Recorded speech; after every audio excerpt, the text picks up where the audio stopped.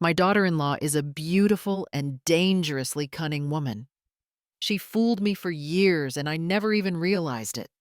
But the day she strutted past me with that suspiciously round belly, flaunting it like a trophy, I knew one thing: my silence had to end. I'm going to tell you the shocking family drama that turned my life upside down so you can stay alert and never fall into the same trap. So don't forget to hit subscribe, share this video, and comment below to tell me where you're listening from. Your support gives me the courage to finally speak my truth. When I saw the curve of her belly beneath that white silk gown, I knew the baby she carried did not belong to my family. That woman walking down the aisle in fake innocence was once my daughter-in-law. Now she was marrying my nephew. I stood at the back of the glittering hall surrounded by guests who whispered about love and destiny, not knowing they were watching betrayal wrapped in lace. Kevin Brooks, my late husband's nephew, looked proud and foolish at the altar, unaware that the woman beside him had already poisoned one generation of my family. I had told myself to stay away to let time handle justice. But when Andrea's veil fluttered and I saw the faint rise of her stomach under the silk, I felt the same icy instinct that used to warn me when a patient's heart was about to fail. She stopped mid-step when our eyes met. Her smile froze like glass. Her bridesmaid leaned in, whispering nervously, but Andrea pretended to ignore me and kept walking, clutching her bouquet so tightly that the white petals trembled. I could almost hear her thoughts screaming, "Why is she here? Why today?" When she reached the center of the aisle, her composure cracked. She turned, pointing at me with shaking hands, shouting for the guards to throw me out, calling me a crazy old woman obsessed with the past. The guests gasped. Phones lifted, whispers sliced through the air. I didn't move. My voice was calm, cold, and precise as a surgeon's scalpel when I said, "Keep walking, Andrea. You'll need an audience for what's coming." Her face drained of color. Her lips quivered, but she forced another smile toward Kevin, who now looked utterly confused. He didn't know that the woman he called his bride had once called me mother. 5 minutes later, just as the vows were about to begin, the sound of police sirens pierced the music. Officers rushed in, the priest stumbled backward, and Andrea's bouquet fell to the marble floor. Gasps turned into screams. Cameras flashed. I stood still, heart-steady eyes fixed on her. The day she thought would seal her new life had just become the day her past caught up with her. 1 year ago, my son Jeremy died of a brain tumor. He was 36, a bright young cardiac surgeon with steady hands and a quiet smile that calmed even the most frightened patients. People said he inherited my gift, my discipline, my devotion to medicine. But no one saw the toll his illness took on both of us the nights I sat by his hospital bed, listening to the faint rhythm of monitors instead of the steady heartbeat I once delivered babies to. When the end came, it was raining. The sound against the window reminded me of his first night in medical school when he had called me just to say he'd make me proud. He did. And then he was gone. The funeral took place in our family home in Cleveland Heights. The house was drowned in white flowers, roses, lilies, orchids, each one a reminder of purity, of things that never last. I held his urn close to my chest, unable to cry anymore. Andrea, his widow, wept louder than anyone. She fell to her knees, clutching my arm, calling me Mom, in a trembling voice that made the guests weep too. They said I was lucky to have such a devoted daughter-in-law. They didn't know that behind those tears, Andrea's eyes were already searching for what was left to claim. In the weeks after the silence of the house became unbearable, Andrea came by, often bringing dinner, cleaning the kitchen, pretending it helped her cope. I saw shadows of Jeremy, in her the same patience, the same nervous laugh, and I wanted to believe she was hurting like I was. So when she said she couldn't stay in that house anymore, that it held too many memories, I agreed. I told her to sell it to start over. That house had been my wedding gift to them. Giving her permission to sell it felt like fulfilling one of Jeremy's last wishes. Nicholas Carter. My lawyer and old friend warned me to keep my name on the deed. He said, Avery, grief makes people generous. Don't let it make you blind. But I just shook my head. She's my daughter now, I told him. Jeremy would want me to help her rebuild her life. Money doesn't matter when love has already taken everything. I signed the papers. My hand trembled, but I told myself it was peace, not regret. Looking back now, I see that signature as the beginning of everything that went wrong. That was the day I let grief disguise itself as kindness and love blind me to deceit. Andrea knew how to wear sorrow like perfume, soft enough to draw sympathy, strong enough to linger in every room she entered. She began visiting me more often after Jeremy's funeral, always looking fragile, as if grief itself had stripped her of color. Her hair was loose, messy, in a way that seemed unplanned, but carefully arranged. She wore old jeans and faded sweaters, speaking in a trembling voice about how life had lost its meaning since Jeremy was gone. She never complained outright.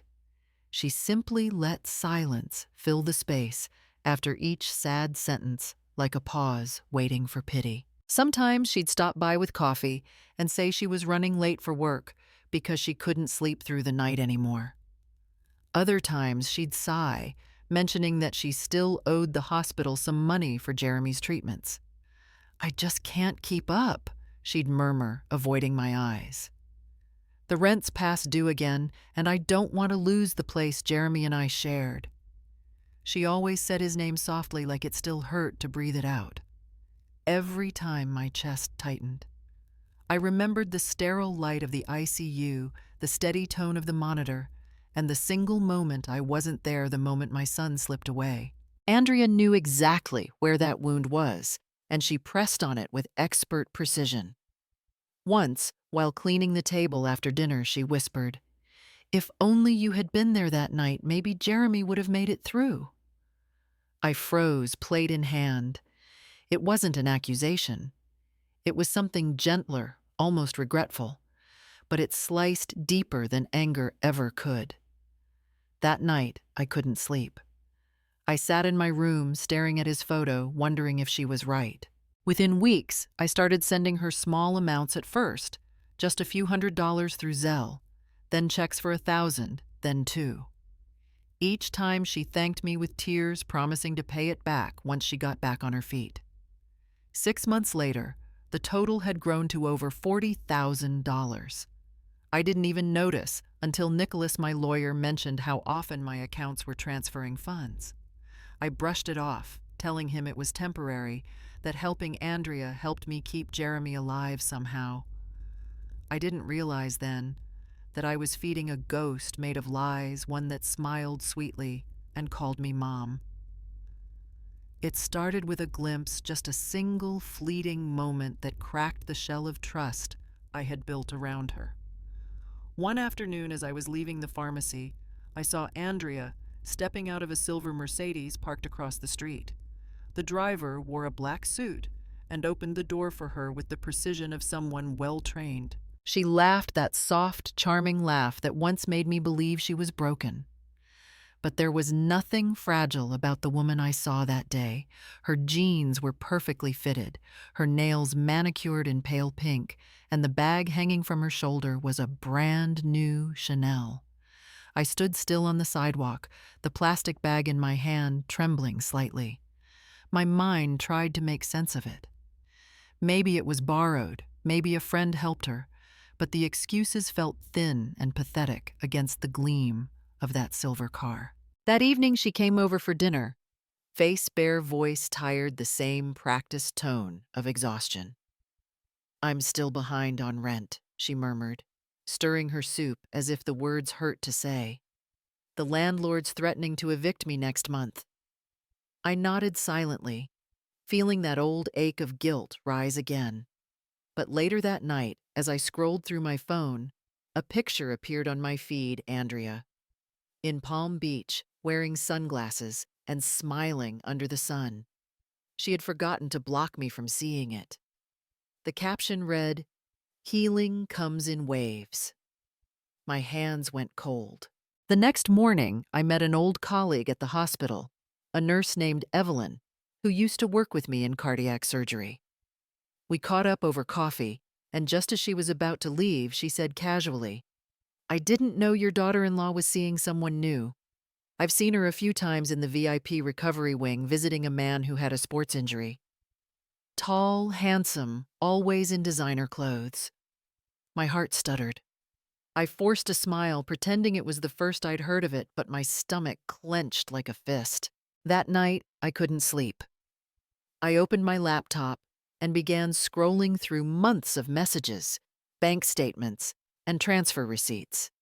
The numbers blurred, but one thing became clear. Every visit, every dinner, "I just need a little help" was followed by a withdrawal. 200 here, 500 there, 1,000 after that. My signature on every check looked steady, but my trust had been shaking all along. The house felt colder, quieter, as if Jeremy himself had gone silent again. I sat at the dining table until dawn, staring at my reflection in the dark window, realizing that grief had not made me blind, it had made me easy prey. The call came on a quiet Thursday morning just as I was watering the roses. My phone buzzed with a familiar name, Helen Moore, an old colleague from my residency days who now worked at USCIS. Her voice was calm, but hesitant. "Avery, I hope you don't mind me calling. I came across something about your daughter-in-law's file and I thought you should know." I felt my stomach tighten. Helen wasn't the type to gossip. "Her visa application," she said softly. "There's a problem. I can't say much, but..." Jeremy's death changed her status. She was here on a 2-year marriage visa. When the sponsor passes away before the permanent review, the case doesn't just pause, it collapses. I stood frozen by the sink water still running. The details came back like pieces of a puzzle I hadn't realized were missing. Andrea had come to the U.S. right after marrying Jeremy. She told me once that love made her brave enough to leave everything behind: her job, her family, her country. I believed her. But now I understood that her stay here had never been fully secure. Without Jeremy, her legal status should have expired months ago. Helen continued, "If she's been living as a permanent resident using benefits or presenting herself as a citizen, that's considered misrepresentation. Technically, it's deportable." The word hit me like a flatline tone in an operating room. Deportable. Helen's tone softened. "Avery, I'm not saying she's done something criminal, but if she's hiding this, you should be careful. I've seen people lose everything by trusting the wrong person." I thanked her and hung up, but my hands were trembling. I walked to the living room, staring at the framed photo of Jeremy and Andrea on their wedding day, him in a navy suit, her in lace and sunlight. I remembered how proud he'd been to sponsor her, how he told me she was finally home. The irony burned. Home. For him, it meant love. For her, it might have just meant a visa. That night, I couldn't eat. I sat with the file folders I kept of Jeremy's documents, pulling out the immigration papers I hadn't looked at in years. His signature was there, hers too. My chest tightened as I traced the ink, realizing how much of my son's kindness she had built her life upon. I wanted to deny it all, to believe that Helen was mistaken. But the image of Andrea stepping out of that silver Mercedes, the designer bag, the trip to Palm Beach, it all clicked together like an X-ray revealing a tumor I had ignored.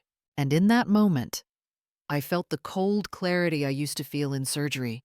The second you realize the infection isn't outside the body, but deep inside the heart of your own family. That night, sleep refused to come. I lay awake, staring at the ceiling, listening to the old clock ticking in the hallway, each second echoing louder than the last. Around midnight, I got up and walked down the dim corridor toward Jeremy's old room, a place I hadn't entered in almost a year.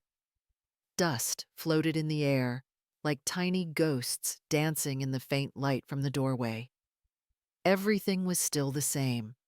His white doctor's coat hanging on the back of the chair, his stethoscope coiled neatly on the desk, and his old guitar leaning against the wall, one string broken as if it had stopped mid-song the day he died.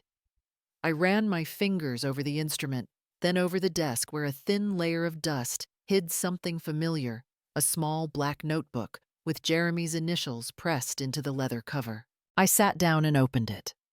The first few pages were full of hospital notes, sketches of heart valves, and small reminders, the handwriting steady and careful, the way he always was. But then, halfway through, the tone changed. The lines became uneven, the ink darker. One sentence made my chest tighten. "Mom, don't trust Andrea too much. She doesn't love me the way I love her." I blinked, unsure if I was reading it right. The next line struck harder. "She only wants the visa. She told me if I didn't marry her, she'd leave and never come back." My breath caught. The air in the room thickened.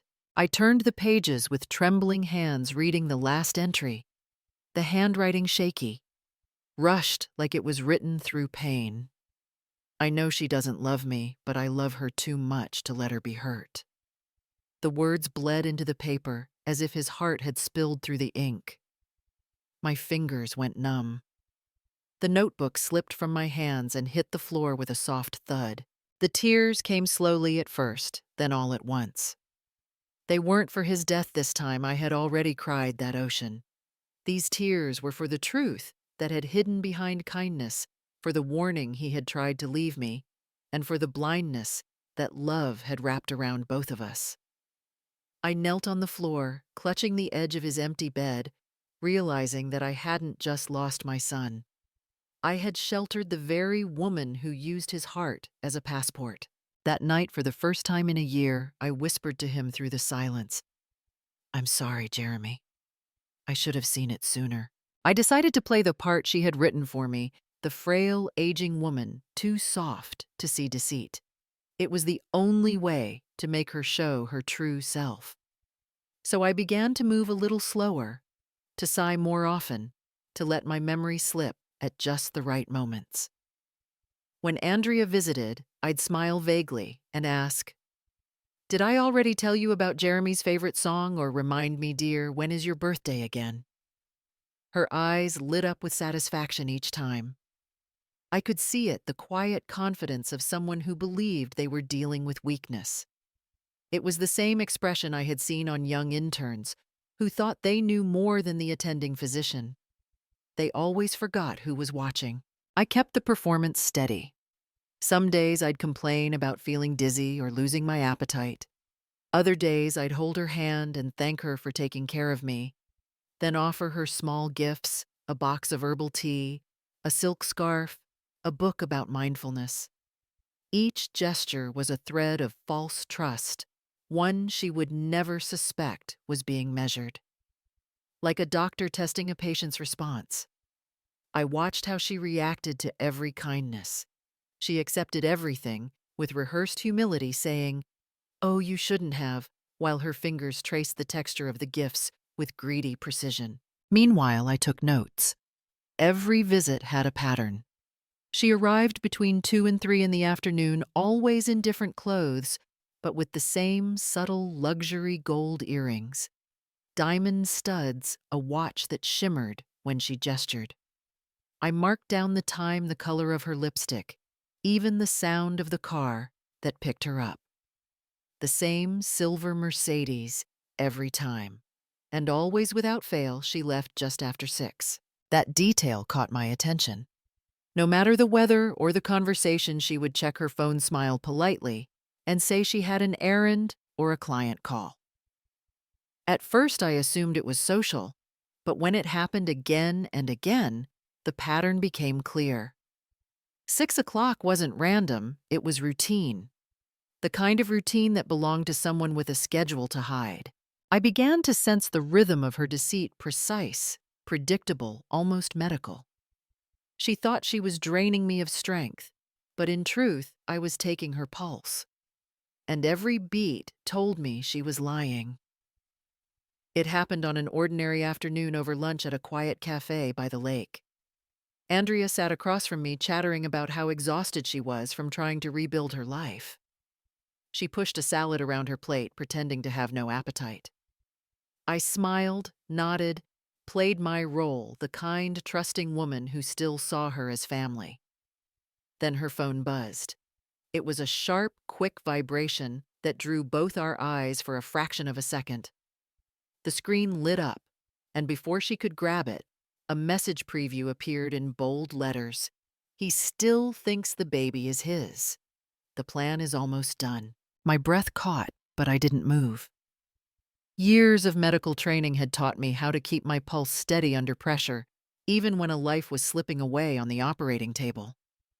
So I simply reached for my teacup and asked, "More sugar, dear?" She smiled, oblivious, sliding her phone face down on the table, laughing nervously. "Sorry, spam messages again. People keep trying to sell me things." Her tone was light, but her hand trembled just slightly. I didn't mention it again. I listened to her talk about yoga classes and weekend brunches, nodding at all the right times while my mind replayed that one sentence over and over. He still thinks the baby is his. The words echoed like a scalpel slicing through illusion. By the time dessert came, I already had the number memorized. That evening back home, I called Nicholas Carter, my lawyer. I told him it was a small favor, something personal. He hesitated. Nicholas always respected boundaries, but when I gave him the number, his tone shifted. "Avery, where did you get this?" he asked. "It's registered to a man named Victor Lang." I frowned. Should that mean something to me? There was a pause on the line before he said, "He's a real estate investor, or at least that's what he claims. He was investigated 2 years ago for money laundering through shell companies." I felt something cold settle in my chest. Nicholas continued, "There's more." I checked financial records connected to Andrea's name. For the last 5 months, she's been receiving weekly transfers $2,000 each from Victor Lang. The payment description says consulting fee, but no such consulting firm exists. I hung up, sat in silence, and let the weight of it sink in. So it wasn't just deceit. It was a partnership, a business built on betrayal, funded by crime and carried out under my roof. I thought about Jeremy, about how she had wept at his funeral. Now I realized even her tears had been an investment. Nicholas arrived with a folder that looked heavier than paper. He asked me to sign an authorization so he could review tax materials connected to Jeremy's estate, and my hand did not shake as much as I expected. I had signed many consents in my life, but never one that felt like cutting into my own past. By evening, he called me back. He spoke carefully, the way professionals do when they know a blow is coming. He said he found a corporate filing in Andrea's name, a neat little shell called AW Styling, LLC. Under it were 3 separate bank accounts opened within months of each other. I sat at the dining table with the phone on speaker pen resting beside an old photo of Jeremy in his white coat. And I felt the floor tilt as if the house had decided to exhale. Nicholas sent the statements. I printed them and spread them out like X-rays on the table. Lines of deposits flowed in a steady rhythm, never too large to raise alarms, never too small to be meaningless. Each stream was labeled as commission or referral or consulting terms, with no contracts behind them, just money from 3 different men funneled into Andrea's company. He said it looked like personal laundering, the kind people think is clever, because it hides in plain sight. I stared at the numbers until they stopped being numbers. They became holidays. I paid for hospital nights. I sat through 100 moments when I believed kindness could keep a family intact. I whispered a truth I had never said out loud. A surgeon knows how to open a heart, but I do not know how to stitch trust back together.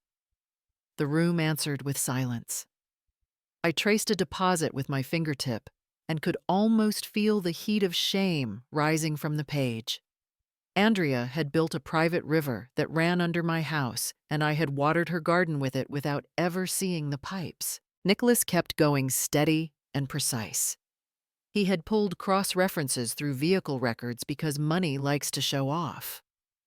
There was a brand new registration tied to Andrea, a sleek model I could picture gleaming under streetlights. The address on the registration hit harder than any number. It matched Kevin Brooks, my nephew, the boy who used to fall asleep on my couch after Thanksgiving dinners. The boy she was now parading toward an altar wrapped in white silk and sweet lies. My throat tightened, not from age, but from a clean cut of betrayal. I gathered the pages into a stack as if the act could contain the damage. I labeled a manila folder with the date and slid it into a drawer beside Jeremy's medical journals. The drawer closed with a soft click that sounded like a promise. I had spent months pretending to be weaker than I am. Tonight, I felt my strength return in quiet increments. Data pattern motive link. She thought she had written the story. She forgot I know how to read a chart. Nicholas asked if I was all right. I said I was. It was not a lie. It was the first truth I had spoken in a long time. The news came quietly, like a paper cut you don't feel until it starts to sting. I was sipping coffee on a Sunday morning when I saw the post. Kevin Brooks, my late husband's nephew, had announced his engagement. I smiled out of habit more than joy, scrolling through the photos of flowers and smiling faces. But then, my hand froze.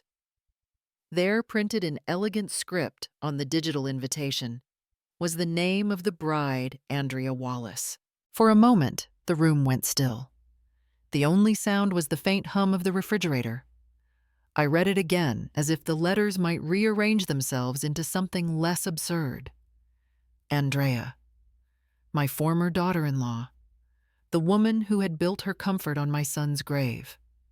She wasn't just rebuilding her life, she was preparing to marry into mine again. I didn't scream. I didn't throw the cup. Years of surgery had taught me that anger is like blood loss. If you don't control it, it kills the patient. So I breathed. I wiped the counter. I looked out the window at the roses red as warning lights and told myself, every operation needs preparation. Nicholas came over that evening. I showed him the post, and for a rare moment, he was speechless. "She's not even trying to hide anymore," he muttered. But I wasn't thinking about her arrogance. I was thinking about Kevin, good-hearted, naive Kevin, who had grown up calling me Aunt Avery.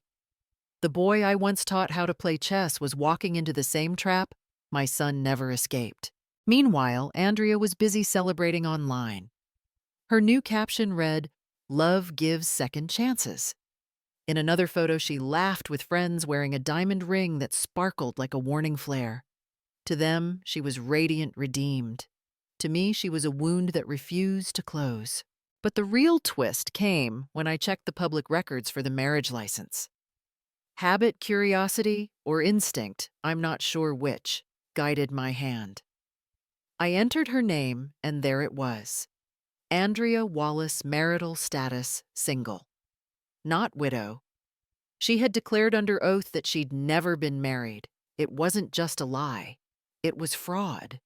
Under state law that made her upcoming marriage invalid from the start. I printed the record and placed it into my growing file. The evidence was no longer just emotional, it was legal. Andrea thought she had orchestrated her perfect comeback. She didn't realize that the officiant listed on the form, the one she assumed wouldn't notice, was me. The decision came to me the way clarity returns after anesthesia, slow, at first, then sharp and undeniable. I called Nicholas and told him to meet me at the small cafe near the hospital where we used to grab coffee between surgeries. The place hadn't changed in 20 years. The same cracked tiles, the same scent of roasted beans, and quiet secrets. When he arrived, I was already seated by the window, a folder laid neatly on the table. Inside were photos of Andrea stepping out of luxury cars, laughing with Victor Lang at a restaurant, slipping envelopes to a man in a parking lot. When he sat down, I slid the folder toward him and said calmly, "This isn't family business anymore, Nicholas. This is federal crime." He didn't argue. He opened the file, flipped through the evidence, and nodded slowly. "You're right," he said. "We can't handle this quietly." Then he mentioned a name I hadn't heard before, Raymond Cole, a retired FBI investigator turned private detective. "He's good," Nicholas assured me. "Discreet, ethical, and he doesn't miss." 2 days later, I met Raymond in Nicholas's office. He was a man who spoke little and listened long, with eyes that had seen too much, but still looked for truth. We discussed the plan. Tier 1, gather concrete proof of marriage fraud photos, messages, transaction records. Tier 2, trace financial ties between Andrea and Victor Lang, find out where the consulting fees were really going. Tier 3, submit a confidential report to USCIS before the wedding, triggering an official investigation that could suspend her marriage license. As he explained his methods, I took notes the same way I used to during briefings before complicated surgeries. Only this time the patient was my family, and the infection was deceit. Nicholas warned me it could take weeks, maybe months, but I felt no impatience. I knew healing always begins with precision, one careful incision at a time. That night before bed, I stood before the mirror in my study. My reflection looked older, yes, but there was a steadiness in my eyes I hadn't seen since the operating room. On the dresser sat my old surgeon's pin, a small silver emblem engraved with my initials. I fastened it to my blazer. The metal was cool against my skin. I whispered to my reflection, "I used to save lives. Now I'll save what's left of mine and my family from the monster called Andrea Wallace." The email arrived at dawn, its subject line simple: "Report from R. Cole." I opened it with a steady hand, though my pulse said otherwise. Inside were photographs. High-resolution, time-stamped, undeniable. Raymond had done his job with surgical precision. Each image felt like a heartbeat on a monitor, clear, rhythmic, leading toward the inevitable truth. The first photo showed the entrance of Greenville OB/GYN clinic. Andrea was there standing beside a man I recognized immediately, Victor Lang. He wore a tailored suit and thin silver glasses, the kind favored by men who like to appear respectable. In the next photo, Andrea leaned toward him, her hand resting lightly on his arm, her smile effortless. But the third photo broke through whatever illusion I had left. Victor's palm pressed gently against her stomach, and she laughed openly, lovingly, as if the world had shrunk to just the two of them. On the counter behind them, a stack of papers was visible. Zoomed in one document, revealed the name Lang V., father of record. I scrolled further.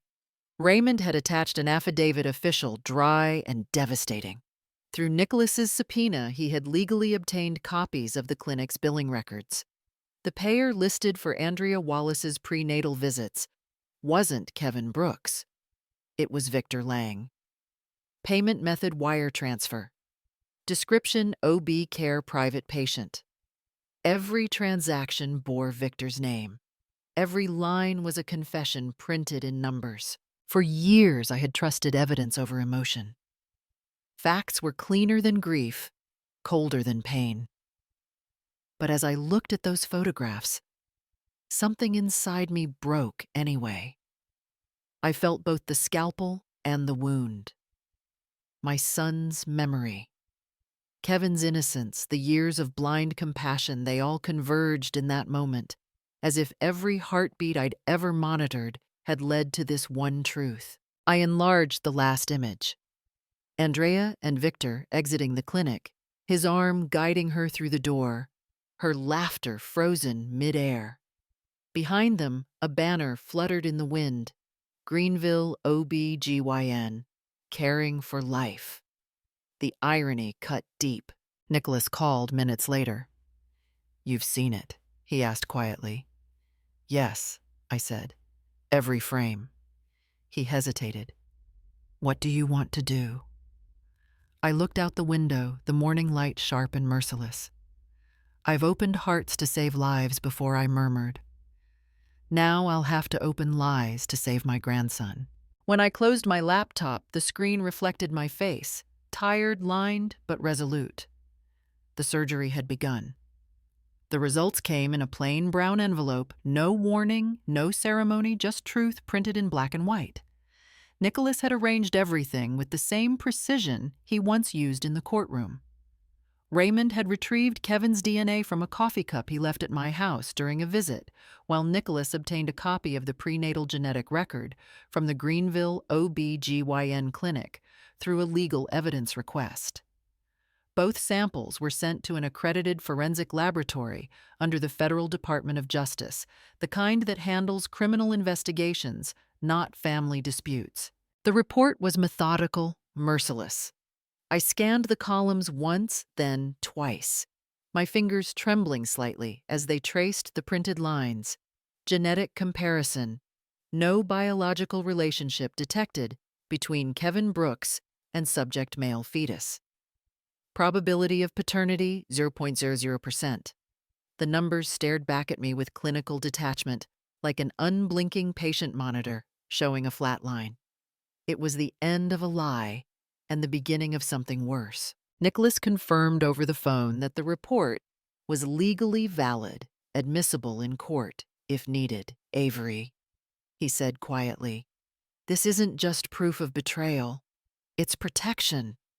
Kevin's marriage can be stopped before it legally destroys him." I thanked him, though my voice sounded distant to my own ears. I sat there for a long time. The envelope opened, the air thick with something I couldn't name. Relief, yes, because Kevin would be spared a lifetime of deceit. But grief followed close behind, a familiar ache that reached back to Jeremy. My son had loved Andrea with everything he had. Now even his memory felt tainted, dragged through the same mud of manipulation she had carried into every life she touched. I whispered to the empty room, "You gave her your heart, Jeremy, and she used it as a weapon." The clock ticked. Outside, the sky was bruised with storm clouds, and then my phone rang. Her name appeared on the screen, Andrea Wallace. For a moment, I almost didn't answer. But curiosity, or perhaps strategy, made me press accept. Her voice came through sweet as syrup. "Mother," she cooed, "I was just thinking, maybe you should sit with the family during the ceremony. It would mean so much to me." My throat tightened. She had no idea that I was staring at the DNA report while she spoke, that I now held the key to end everything she had built on lies. I forced my tone to stay calm. "How thoughtful of you, dear," I said softly. "Yes, I think it's time I took my rightful seat." It was late afternoon when Nicholas called, his tone sharper than usual.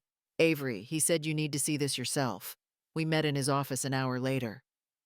The blinds were half closed, the golden light of sunset cutting through like a scalpel. On his desk lay a folder thick with printed statements, bank seals, and notes written in his careful hand. He started with the simplest truth. We traced the money. Using his federal clearance, Nicholas had reviewed financial records linking Victor Lang's investment firm to A.W. Styling LLC, Andrea's so-called company. The transactions were steady and systematic. Every Friday, a transfer appeared, 5,000 here, 10,000 there. The memo lines were coded consulting, interior design, brand partnerships, but there were no invoices, no client lists, no tax filings. The same deposits matched the previous payments Raymond had already uncovered. Only now the scale was undeniable. Nicholas leaned back, exhaling. She wasn't just his lover, Avery. She was his front. Victor's been using her to launder money, property sales, offshore accounts, private purchases. She gave him a legal American identity to hide behind. I felt the air leave my lungs. A federal crime hidden inside a wedding veil. He flipped another page, his expression tightening. "There's something else," he said quietly. "Victor Lang was one of Jeremy's patients 5 years ago. He had a cardiac evaluation at Riverside Medical performed by your son." My stomach dropped. He showed me the old patient form with Jeremy's signature at the bottom. That's how they met. That's how she found him. The realization cut deep, clean, and cruel. I remembered the evenings Jeremy came home late, exhausted, but strangely distracted, mentioning how Andrea spent too much time on her phone. "She says it's work," he had laughed once. "Calls from clients," she says. Back then, I'd dismissed it as the rhythm of modern life. Now those fragments aligned like bones in a forensic reconstruction, forming the full skeleton of betrayal. I stood in front of Nicholas's window, staring at the city lights blinking on, one by one. "She used him," I whispered. "Jeremy saved that man's heart, and she sold his name to the same devil." My reflection in the glass looked both older and sharper, the kind of clarity that only pain can give. Nicholas closed the file gently. "Avery, we have enough for the authorities. When we move, it has to be timed perfectly." I nodded, though my voice came out hollow. "She built her fortune on my son's kindness. Now I'll dismantle it with his truth." The night before the wedding felt unnaturally calm, the kind of stillness that comes before an incision. Everything was ready. Nicholas had filed the notice of fraudulent marriage with USCIS that morning, a legal mechanism that froze Andrea's immigration file for 72 hours. It was enough time to stop her from fleeing the country if things went wrong, and enough to buy us the moment we needed. The report included certified DNA results, transaction trails, and witness statements. It wasn't just a complaint. It was a surgical strike. Still, this wasn't just about law. It was about psychology. Nicholas wanted to warn Kevin, but I refused. My nephew's heart was kind, dangerously so. If he knew the truth too soon, he might panic, or worse, defend Andrea out of misplaced loyalty. I had seen that kind of emotional blindness before in my son Jeremy. I wouldn't let history repeat itself. The truth needed to land publicly, undeniably, in front of witnesses. Only light can disinfect rot, so I prepared in silence. I printed every document, the DNA report. The bank transfers, the ultrasound records, the photos from Greenville OB/GYN, even the receipts with Victor Lang's name scrawled across them. Each sheet was proof, each number a scalpel. I arranged them neatly in a large envelope and sealed it with wax. On the front, I wrote in careful, deliberate script, "To the groom, before you say I do." The symbolism wasn't lost on me. I wasn't just delivering evidence, I was delivering a cure. This family had been infected by lies for too long, and tomorrow would be the day of extraction. Nicholas called to go over logistics one last time, his voice steady but cautious. "Avery, once this starts, you can't turn back." "I know," I said quietly. "I never could." After he hung up, I sat alone in my room. The house was quiet, the kind of quiet that carries memories in its walls. I opened Jeremy's old photo album, the one I hadn't touched in years. There he was, smiling in his white coat, sunlight on his shoulders. Hope still unbroken. I traced his face with my fingertip. "My son," I whispered. "I couldn't save you from her lies, but I can save the rest of us." I closed the album and looked toward the envelope on my desk. Tomorrow I would walk into that ceremony not as a grieving mother, but as a surgeon once more, steady, precise, ready to cut truth from deception. Morning broke under a restless sky. The air felt electric, charged with the promise of confrontation. I stood before the mirror and barely recognized the woman staring back at me. The frail image of the retired heart surgeon, the widow, the grieving mother, was gone. I fastened the silver medical pin to my chest, the one engraved with my initials from my residency days. It glimmered against the black silk of my dress, simple but unyielding, a reminder that I once cut through flesh to save lives. Today, I would cut through lies to save souls. The black dress was deliberate, not mourning, not vanity, but declaration. It carried both authority and restraint, a uniform for battle in a room full of polished deception. My reflection looked composed, but inside, a storm brewed quietly. Every heartbeat felt like a drum roll leading to justice. As I applied a touch of lipstick, my mind wandered uninvited to Andrea's voice calling me Mom, her soft laughter echoing through my kitchen, the false gratitude that used to melt my guard. There had been nights I prayed for her happiness, convinced that kindness could heal anyone. Now I knew better. Love without truth isn't mercy, it's anesthesia before betrayal. The memories no longer hurt, they simply scarred reminders that healing never means forgetting. Nicholas arrived promptly, as always. He looked me over, his eyes soft with concern, but steady with resolve. "You don't have to speak, Avery," he said. "You just need to be there. The evidence will speak for you." I met his gaze, calm but firm. "No," I said. "For years I've watched people like her hide behind silence. Not this time. I want her to hear it, every word from the woman she fooled." He hesitated, then nodded. "Then make it count." I gathered the envelope, heavy with the weight of truth, and slipped it into my handbag. The house was quiet as I walked through it. Sunlight cutting across old photographs of Jeremy, him smiling, alive, trusting. I paused at the doorway and whispered, "You taught me to heal my son. Now I'll finish what you started." As I stepped outside, the wind picked up scattering rose petals from the garden. I felt neither fear nor hesitation, only purpose. I had once been a healer. Today I was a witness. And by the end of the day, justice would have a pulse again. The living room had turned into an operating theater of truth. Every surface was covered with papers, flash drives, and sealed envelopes, not surgical tools, but instruments of revelation.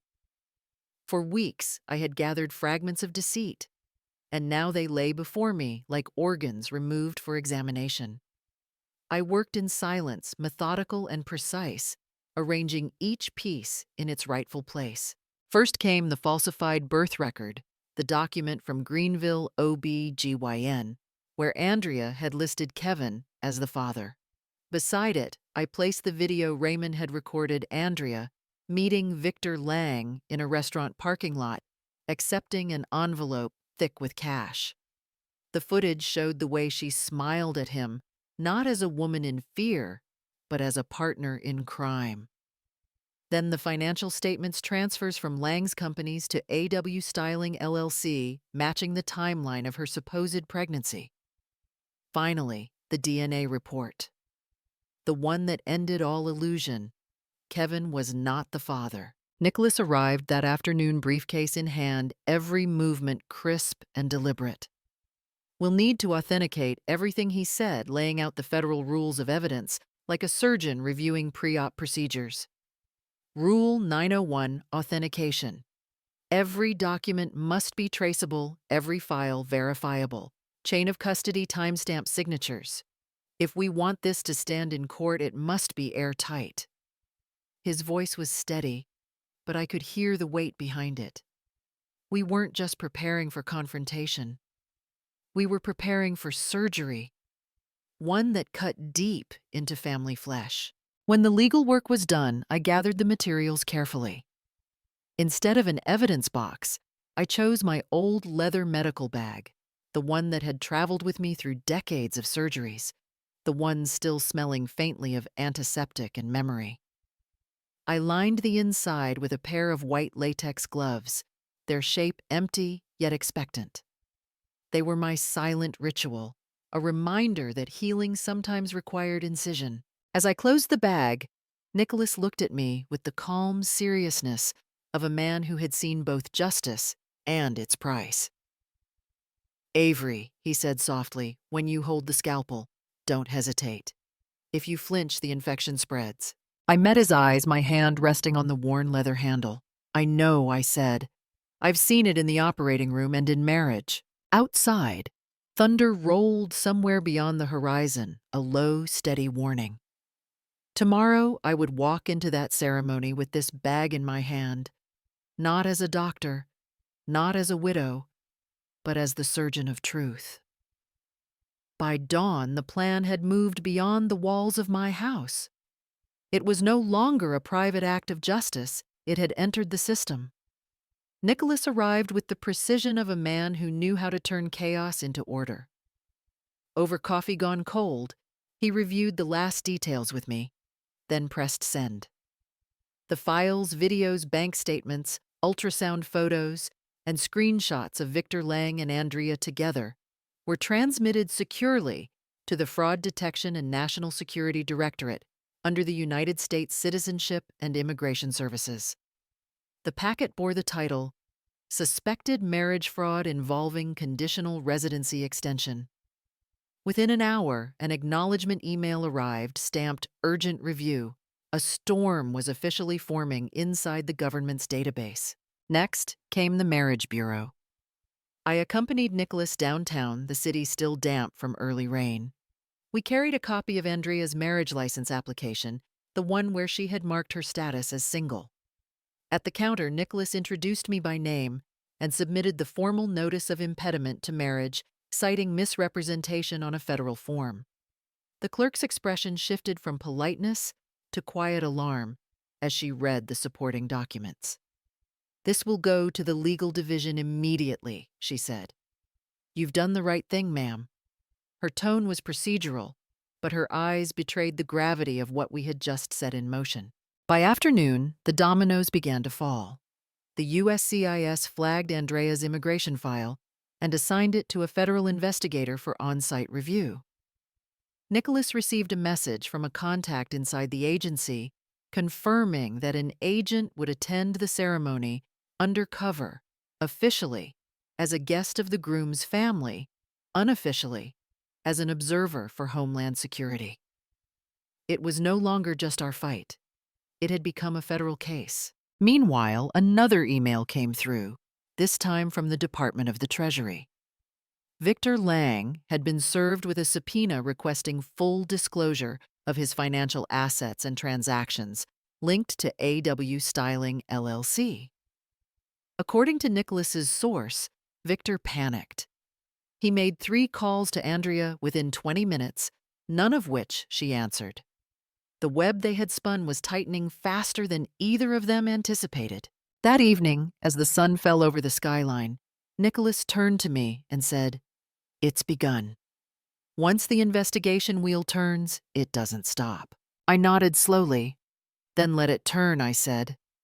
It's time the law felt the same storm she brought into our family. Rain fell in thin silver lines as I drove through the quiet neighborhood, the windshield wipers marking time like a metronome to my heartbeat. Kevin's house glowed faintly at the end of the cul-de-sac, warm, naive light spilling through the curtains, unaware of the storm that hovered just outside.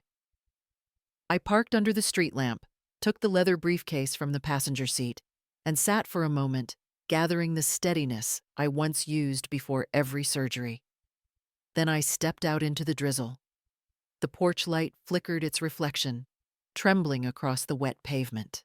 Kevin opened the door before I could knock twice. He looked older than I remembered, though not wiser, just worn. "Aunt Avery," he said, surprised. "It's late." "I know," I replied, holding his gaze. "But it's later than you think." We sat in the living room, the air heavy with the smell of rain and unease. I placed the briefcase on the coffee table, but didn't open it. "Kevin," I began quietly, You're about to marry a woman who once called me mother. Do you understand what that means?" His eyes hardened. "It means you're still living in the past," he said flatly. "Andrea isn't that person anymore. She's changed. She's been through pain, and you keep punishing her for it." I felt the words slice through the silence, sharp and cold. "No, Kevin. She hasn't changed, she's adapted. There's a difference. Predators evolve. They don't repent." He stood up, jaw tight, voice rising. "You're obsessed. You can't let go of Jeremy, and you're trying to destroy the only happiness I've found. Andrea told me how you watch her, how you dig into her life like you're running some investigation. It's not love, Aunt Avery. It's control." For a moment, I saw Jeremy's eyes in his face. That same stubborn loyalty, that same blindness love can cause. I wanted to tell him everything, to open the briefcase to show him the truth, printed in ink and sealed by law. But the timing was wrong. People don't wake up when you shake them. They wake when the ground collapses. He turned away, his voice trembling. "If you still think of me as your family, don't come tomorrow. Don't ruin this." I looked at him not with anger, but with sorrow so deep it steadied me. "I won't ruin anything," I said softly. "Truth does that on its own." Before leaving, I took a white envelope from the briefcase and placed it on the table. "If you can still think clearly after tomorrow," I said, "read this." Inside, I had written the location of the wedding, the time and the code to unlock the USB, the one that held every piece of evidence Andrea thought she had buried. When I stepped back into the rain, the porch light flickered again, dimmer this time. I didn't look back. Some operations can't be assisted. They must be performed alone. The night before the ceremony was still heavy with the kind of silence that hums before a storm. I sat at my desk, under the warm light of a single lamp, the same one that had once illuminated late-night medical charts, patient files, and post-op notes. But tonight, the patient was my own family, and the surgery would be performed in public. On the table lay my silver stethoscope-shaped pin, dulled by years of use. I picked it up carefully and began to polish it with a soft cloth. For 40 years it had been my companion in hospitals and operating rooms, listening to the rhythm of fragile hearts. Its shine had faded, but its meaning had not.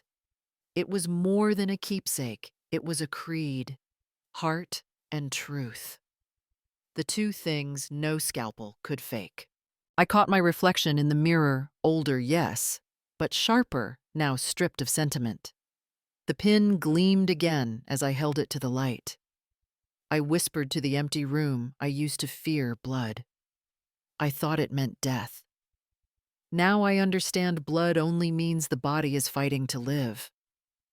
The words tasted steady, like a vow. Methodically, I turned to my printer and began running copies of the documents, the DNA reports, the bank statements, the USCIS correspondence, the video stills.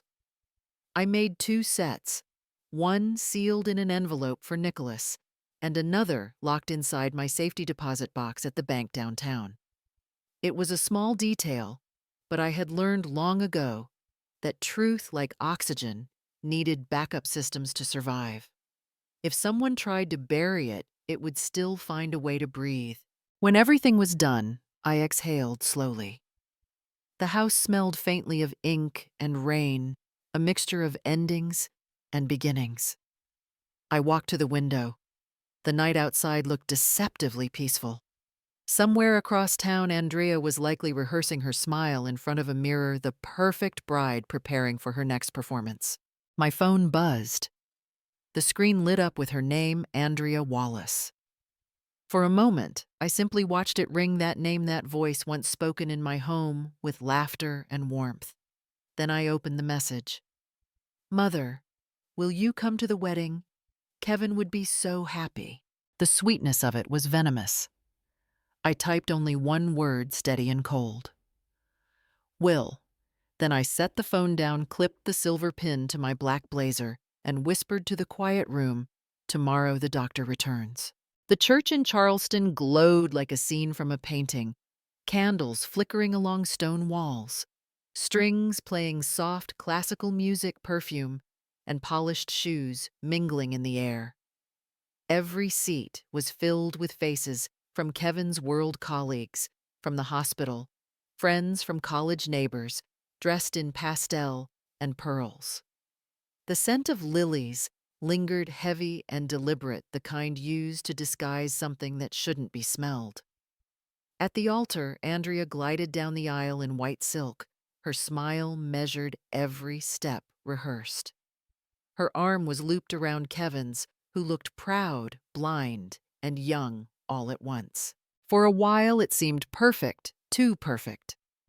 Then as the organ faded into quiet, the great doors at the back of the church opened with a faint creak. Heads turned. I stepped inside, my heels clicking softly on the marble floor. I wore a silver-gray dress, neither mourning nor celebration, and pinned the old stethoscope brooch to my chest. In my right hand, the leather briefcase hung steady, the weight of truth inside. Andrea saw me before Kevin did. For a split second, her smile faltered, and the color drained from her cheeks. Then she quickly recovered, gripping Kevin's hand a little too tightly, turning her face back toward the minister. She thought she could outpace consequence. She was wrong. I walked down the aisle slowly, quietly, each step echoing. Guests began whispering. Some smiled politely, assuming I was Kevin's mother. They nodded, unaware of the tension slicing through the air. No one knew that the woman in gray had once been the mother-in-law of the bride. I took a seat at the end of the second row, close enough to see the trembling of Andrea's bouquet. Her eyes flickered toward me again, but I didn't return the look. I simply placed the briefcase beside me, hands folded, patient. I'd waited this long, I could wait a few minutes more. The ceremony continued. The pastor spoke of love, renewal, and faith. His voice carried through the vaulted ceiling a hymn to promises about to be broken. Andrea's eyes darted toward the back again, once, twice, her breath quickening. The tension hummed beneath the music, growing until it felt like electricity. Then came the question. If anyone has reason, this marriage should not be recognized in the eyes of God. Speak now or forever hold your peace. The room stilled. The silence was absolute, thick as the air before lightning strikes. I rose slowly, smoothing the front of my dress, and took one calm step forward. My voice didn't tremble when I said I do. Every head turned. The music stopped. Somewhere a candle hissed as wax touched flame. Kevin's mouth fell open, confusion washing over his face. Andrea's hand froze midair. And in that breathless moment before truth met audience, I realized every lie has a ceremony, and this one was about to end. For a heartbeat, the church stayed frozen. No one dared breathe. Then Andrea moved. Her face, pale, moments ago, flushed crimson with fury. She let out a sharp, brittle laugh that echoed off the vaulted ceiling. "She's delusional," she cried, voice trembling, but loud enough for everyone to hear. "This woman is obsessed. She's not even family anymore. Please, someone get her out." The guests exchanged uneasy glances. A few whispered. Somewhere near the front, a child began to cry. Sensing the tension, adults pretended not to see. Two security guards dressed in black suits emerged from the back. They were large professional men hired to protect the illusion of peace. They approached me carefully, one on each side. Kevin looked around helplessly, confusion flickering across his face. "Aunt Avery, what are you doing?" he asked, his voice uncertain, almost pleading. He didn't yet know that the question he'd just asked would haunt him forever. I didn't resist as the guards reached for my arm. I kept my voice steady, louder now, each word deliberate. "If I'm the mad one," I said clearly, "then what is this?" With that, I unlatched the clasp of my leather briefcase. Papers rustled softly, then spilled like snow under the candlelight. Every sheet was an incision, legal documents, photos, statements, DNA results. The air shifted. You could hear the collective gasp ripple through the pews as reality began to slice through ceremony. Andrea froze her mouth open, but speechless for the first time. I lifted a single folder high enough for the crowd to see. This, I said, is the truth she prayed no one would ever read. One page slipped from my hand, fluttering downward in slow motion, before landing face up on the marble floor, right at Kevin's feet. He bent down automatically the way someone retrieves something harmless, unaware that it would cut deeper than any blade. He read the first line aloud, his voice breaking mid-sentence. No genetic relationship detected between the minor male and Kevin Brooks. The room seemed to tilt. Someone gasped. The pastor's Bible fell shut with a soft thud. Kevin looked up, eyes wide, skin drained of color. "What? What is this?" he whispered. Andrea tried to speak, but the words wouldn't come.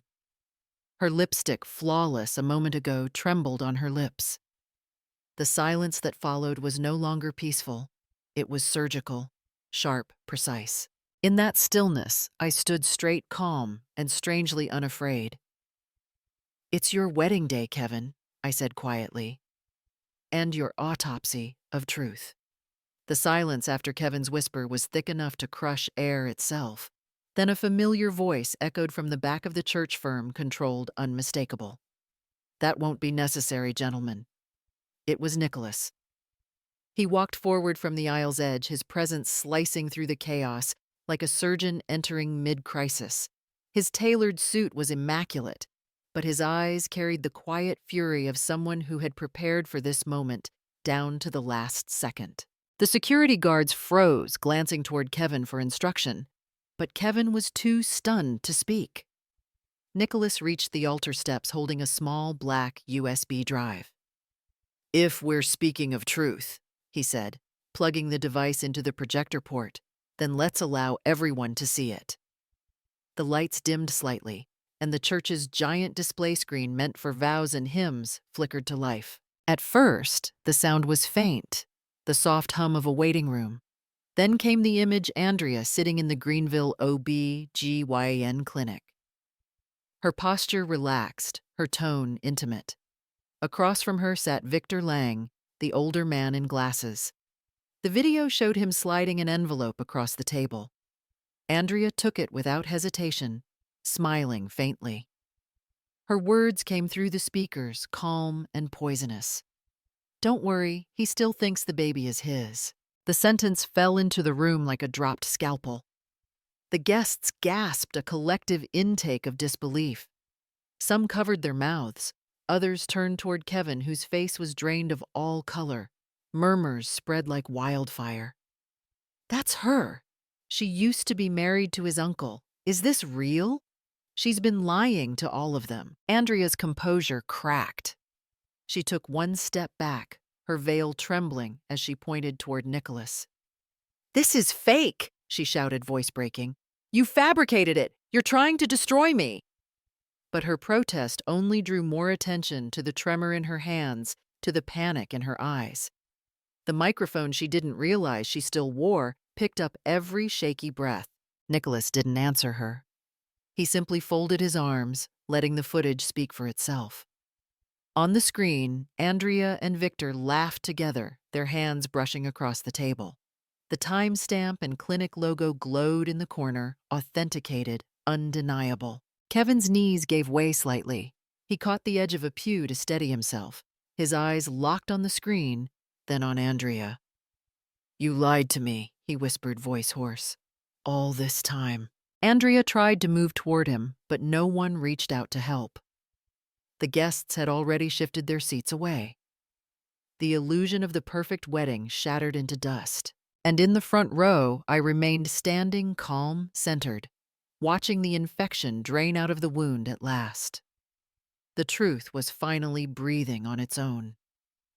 Nicholas stepped forward once more, his voice calm, but cutting through the chaos like a scalpel through cloth. "Ladies and gentlemen," he said, addressing both the minister and the crowd, This ceremony can no longer proceed." He reached into his briefcase and pulled out a thick document sealed with a crimson stamp. The official paper gleamed under the church lights. This, he announced, holding it high for everyone to see, is a federal injunction, a temporary suspension of this marriage on grounds of suspected immigration fraud, falsified records, and financial deception. Gasps erupted across the pews.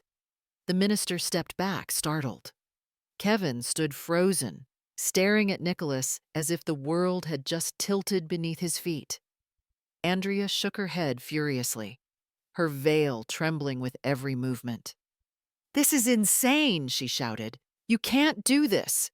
You have no right." But before she could finish, a low, authoritative voice came from the fourth row. "Actually, ma'am," the man said as he rose, flashing a badge, "we do."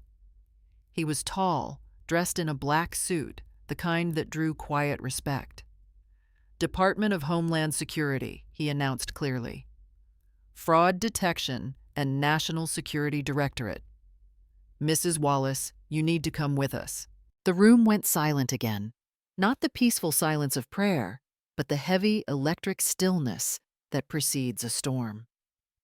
Two other agents approached from the aisle, one carrying a folder, the other a body camera. The lead agent began to read aloud, his tone factual but merciless. "Andrea Wallace, you are under investigation for falsifying marital status on federal documents, fabricating a birth certificate, conducting financial transactions through a shell company known as AW Styling LLC, and engaging in marriage fraud for the purpose of obtaining permanent residency." The words echoed off the marble walls. Andrea's knees buckled. She stumbled backward, clutching the altar rail for balance. "No, no, this isn't real. He's lying," she stammered. But the sound of clicking phones drowned her out. Dozens of guests had already raised their devices, the blue glow of screens flickering like fireflies in the sacred light. Flash after flash captured her disheveled hair, the white veil tangled around her arms, the pristine wedding gown now smeared with dust from the church floor. Kevin didn't move. His face was pale, hollowed by disbelief. As the agents guided Andrea toward the exit, her voice broke into sobs, not of innocence, but of exposure. The murmurs swelled again, and somewhere a guest whispered what everyone else was thinking. She was never a bride. She was a con artist. Within minutes, someone uploaded the footage to social media. By the time Andrea reached the church steps, the headline was already spreading across Charleston, "The Fake Bride of Charleston." And at the back of the hall, I stood still, hands clasped over my silver stethoscope pin. Justice-like surgery had to be public so the wound could finally heal. Kevin fell to his knees as the final image on the screen faded to black.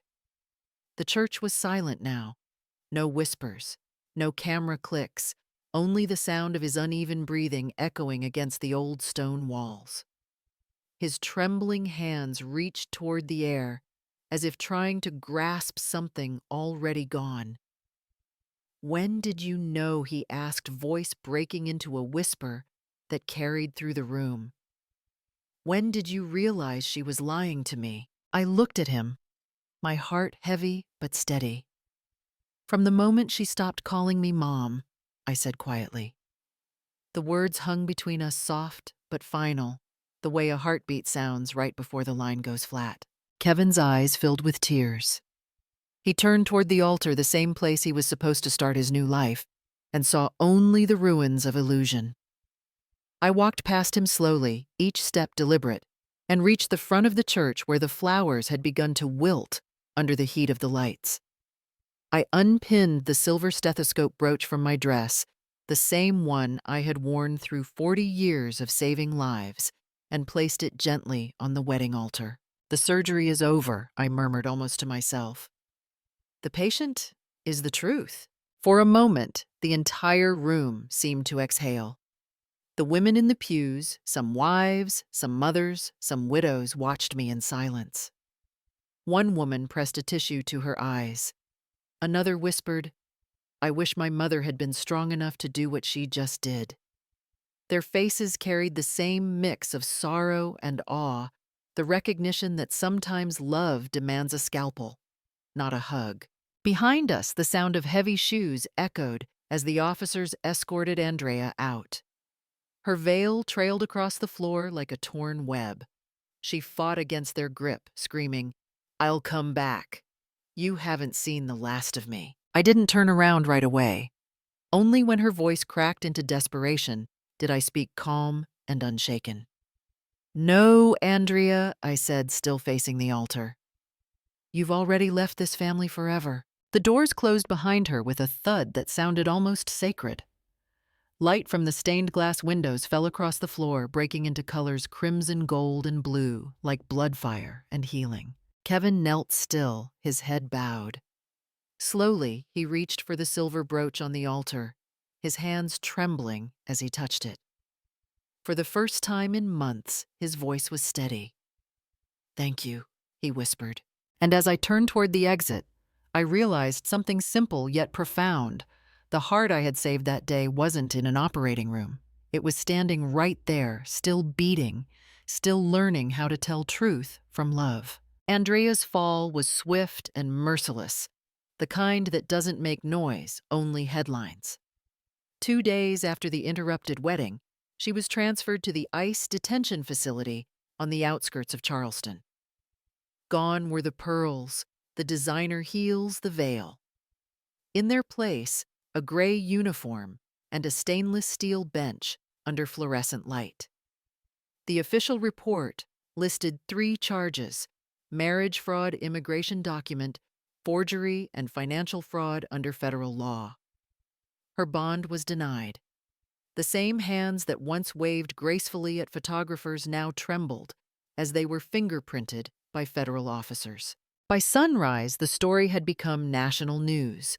Charleston's local channel aired it first, followed by CNN and Daily Mail. The headline spread like wildfire. Immigrant bride arrested at her own wedding. Every outlet recycled the same haunting image: Andrea in her wrinkled white gown, mascara, smeared, escorted out of the church between 2 officers. The dress that once promised eternal love had become the uniform of deceit. Talk shows dissected her story. Reporters stood outside the courthouse speaking about a shocking case of love, greed, and manipulation. The hosts called her the Charleston con bride, while social media turned her downfall into a public spectacle. Within hours, millions had viewed the viral clip the moment she screamed, "You can't do this to me," as the crowd watched her world collapse. The comment sections turned into courtrooms of their own. She thought she was clever until karma arrived in a wedding dress, one user wrote. Another replied, "That mother-in-law is a legend." Finally, someone stood up for the truth. Under a reposted video on Facebook, thousands of older women left hearts and short comments, "Justice served." Reminds me of my own daughter-in-law. I wish I had her courage. Had her. Andrea's name became a cautionary tale, whispered in cafes, discussed in immigration law classes, and debated on Reddit threads about feminine deceit and elder wisdom. The woman who once built her life on manipulation was now reduced to a lesson. Weeks later, from her cell, Andrea requested to see me. The letter was handwritten, shaky, smudged with fingerprints. "Mrs. Rhodes," she wrote, "I don't ask for forgiveness. I only want one chance to tell the truth. Maybe not to clear my name, but to breathe one last time as myself." I read it once, then folded it neatly and placed it back in its envelope. I did not reply. Some surgeries I had learned were not meant to save, they were meant to let rot die on its own. In silence, justice completes its work. The fall of Victor Lang came quietly, but hit the financial world like a storm. One morning, before the city of Charleston had fully woken, a convoy of black SUVs pulled up in front of his real estate firm. Agents in dark jackets, marked FBI, entered, with warrants in hand, their movements precise and wordless. By noon, The office that once radiated wealth and confidence was stripped bare. Files, sealed hard drives, bagged the glossy conference table, now just another piece of evidence. Inside his private office, they found exactly what they came for: 3 offshore accounts, matching the same suspicious transfers that had once flowed to A.W. Styling, LLC, Andrea's shell company. The investigation moved fast. Federal prosecutors filed charges under Title 18 U.S.C. Section 1956, money laundering. The headlines that followed were clinical but devastating: real estate investor Victor Lang accused of international laundering network. Overnight, his name, once synonymous with Charleston's luxury property boom, became a cautionary tale. Under pressure, Victor's arrogance cracked. During interrogation, he demanded a deal, offering full cooperation in exchange for a reduced sentence. The prosecutors agreed. In the recorded deposition, his voice was steady, almost resigned. "Andrea Wallace wasn't just my lover," he said. "She was the architect. She told me to use my company's name to clean the money. She said no one would ever trace it, that her husband's family was old money, untouchable." That one statement shifted everything. Until then, Andrea had been seen as an accomplice. Victor's confession flipped the narrative. Now she was the mastermind.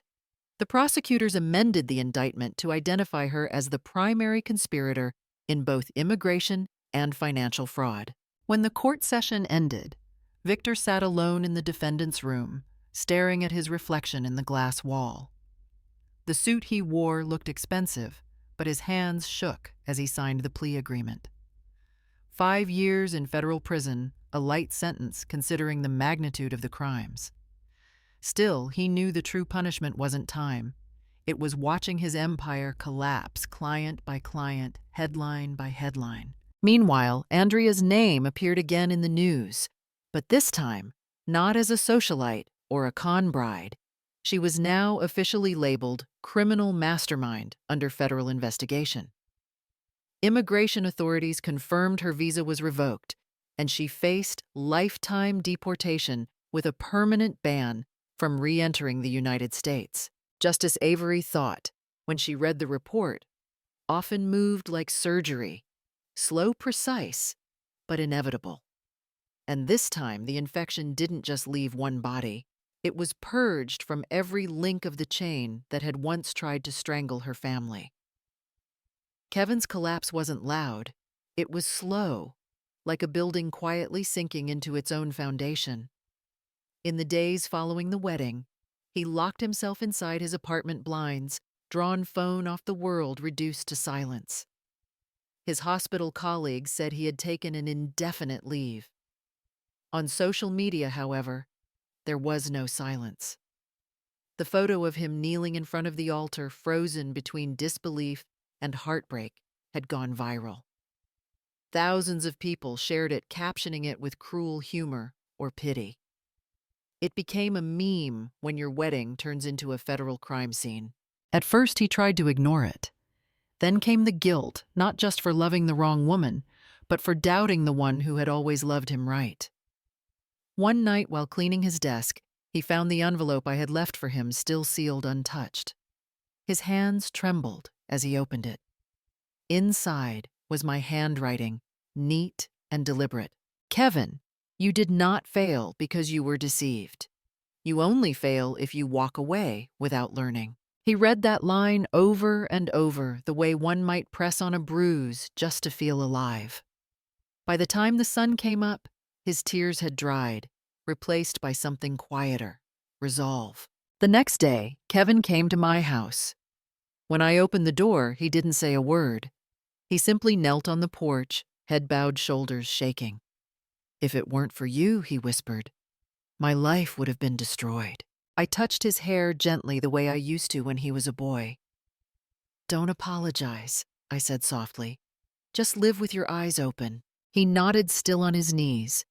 Then slowly, he rose, not as the broken man from that viral photo, but as someone who had finally seen truth for what it was: painful, humbling, but necessary. We sat together for hours afterward, saying little. Sometimes healing doesn't come from words, only from being seen forgiven, and reminded that survival is its own kind of grace. Later, when the story aired again on television, the image of Kevin at my doorstep replaced the old meme. It wasn't humiliation anymore, it was redemption. And for the women watching at home, the mothers, the grandmothers, the widows, this was the moment that mattered most. The revenge was satisfying, yes, but what truly lingered was something deeper, the quiet triumph of a woman who not only exposed deceit, but saved the next generation from it. The trial was short, but its weight lingered long after the gavel fell. In the federal court of South Carolina, Andrea stood before the judge in her plain beige uniform, the veil of glamour forever gone. The charges were clear, the evidence overwhelming. The courtroom was silent, except for the hum of the air conditioning and the measured tone of the prosecutor reading the verdict. Guilty on all counts, visa fraud and financial fraud under federal law. The judge adjusted his glasses and delivered the sentence calmly, without anger, just certainty. Andrea Wallace, he said, you are hereby stripped of your permanent residency status, fined $250,000 in restitution, and remanded for deportation upon completion of your sentence. His gavel came down with a single definitive strike, the kind that feels less like punishment and more like closure. Kevin sat quietly in the back row, his hands clasped, eyes lowered. When the verdict was announced, he exhaled for what felt like the first time in months. Beside him, Nicholas gave a single nod, his expression unreadable but satisfied. Justice at last was no longer just a word. Outside the courthouse, agents carried out the rest of the ruling. Andrea's house, her car, and the accounts under A.W. Styling LLC were officially seized under the federal asset forfeiture provision. The numbers on paper, 6 figures of consulting fees, designer expenses, transfers to offshore banks, all vanished into government custody. For the first time, the same money she used to deceive others was used to make restitution. Kevin received a small portion of reimbursement, not enough to erase the humiliation, but enough to symbolize something deeper, that the truth had value again. By afternoon, the local paper published the image that would come to define the case. In the photo, I was walking down the courthouse steps, head-high sunlight catching the silver pin on my lapel. The headline read, "Elder Woman Exposes Family Fraud, Justice Served." It wasn't pride I felt when I saw it. It was peace, the kind that comes when a wound has finally been cleaned, no matter how deep the scar remains. A week later, I received an invitation from a national talk show. They wanted me to speak about elder justice, a phrase that had suddenly found new meaning for many. Under the bright studio lights, I looked into the camera and said, "Old age is not weakness. It is a magnifying glass, one that makes deceit easier to see and truth harder to ignore." The audience applauded softly, not for drama, but for recognition. For every woman who had been silenced by time or dismissed by youth, this moment belonged to them too. Justice wasn't just served in court, it was restored in the hearts of those who had waited too long to be heard. After the storm, life returned to a quieter rhythm. I moved back to my small house by the river, the same one where Jeremy used to play guitar on the porch, and where I once believed my family would always stay together. The morning light came softer now, filtered through the willow trees that swayed along the water. The world outside had changed, but inside I found peace in the simple things: watering the garden, feeding the stray cat that refused to leave, and opening my new clinic, a small volunteer medical center for the elderly. I called it the Silver Heart. It wasn't fancy, just a few donated chairs, an old ECG machine, and my steady hands. On the desk sat a framed photo of Jeremy in his white coat, beside another of Kevin, smiling again. For the first time in years, both faces brought warmth, not pain. One afternoon, as I organized medical forms, my gaze fell upon the old silver stethoscope pin, the one that had traveled with me from the hospital to the courtroom. I picked it up, felt its cool weight, then hung it on the wall above my desk. The greatest surgery of my life, I whispered, didn't need a scalpel, only the courage to face the truth. The words weren't rehearsed. They simply came like a breath finally released after years of holding it in. A week later, a letter arrived from the Department of Homeland Security. The envelope was official, its seal crisp.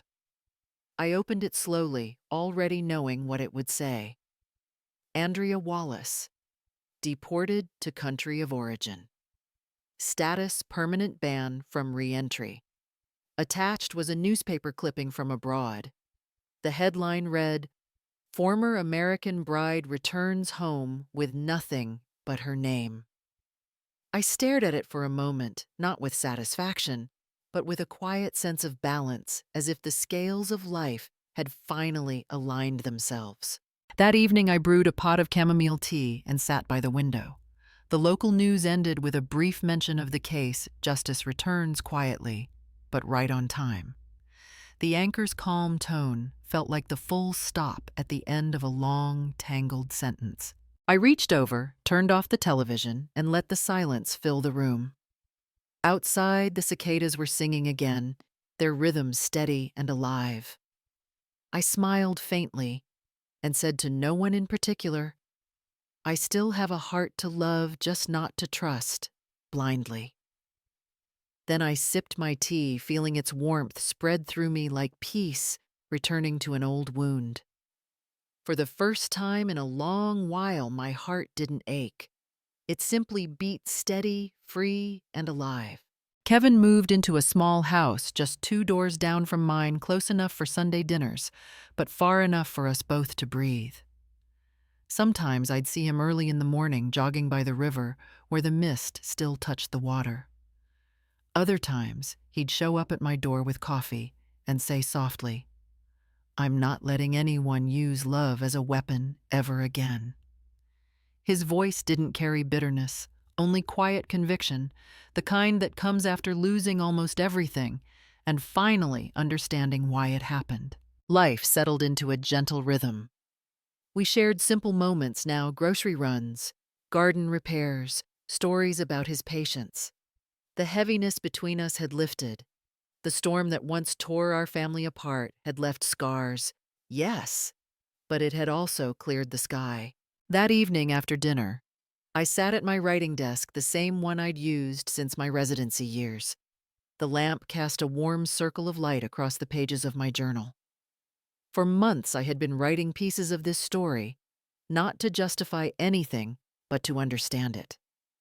I opened to the last blank page and wrote slowly, carefully, as if stitching a wound closed with words. Sometimes salvation doesn't come from forgiveness or faith. It comes from saying no to the people who counterfeit love. When I finished, I closed the journal, exhaled, and felt a stillness inside that I hadn't known in years. Outside, Kevin was fixing the porch light, humming a tune Jeremy used to play on his guitar. The sound drifted in through the window, soft and familiar. For the first time, it didn't make me cry. I looked out toward the river, its surface shimmering under the moonlight, and thought maybe that's what healing really is. Not forgetting, not erasing, but remembering without pain. Before turning off the lamp, I left one final note taped inside the back cover of the journal. Not for me, but for anyone who might one day read it. If you've ever been deceived because you trusted too deeply, don't be ashamed. Your story matters. Tell it. Because truth, not revenge, is the strongest medicine we have. Then I turned off the light, letting the quiet take over. The house didn't feel empty anymore. It felt alive, rebuilt not by vengeance, but by clarity.